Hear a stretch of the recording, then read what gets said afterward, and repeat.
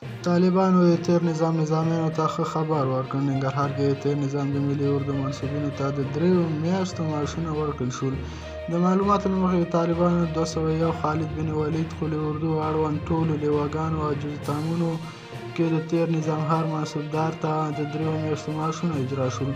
د طالبانو د عبدالله ابن مسعود درېمې پلې لیوا قومندان محمد نظامي نن شنبه 14 د وري اطلاعات روز ورځپاڼې ته وویل چې هر منصبدار ته یې د رتبې له مخې په شفاف ډول معاشونه ورکړل. د ملي اردو منصبینو د طالبانو له مشرتابه مننه وکړه چې د روژې مبارکې میاشتې په رارسېدو سره یې معاشونه ورکړل او ژمنه یې وکړه چې په پوره صداقت به خپله دنده مخې ته یوسي.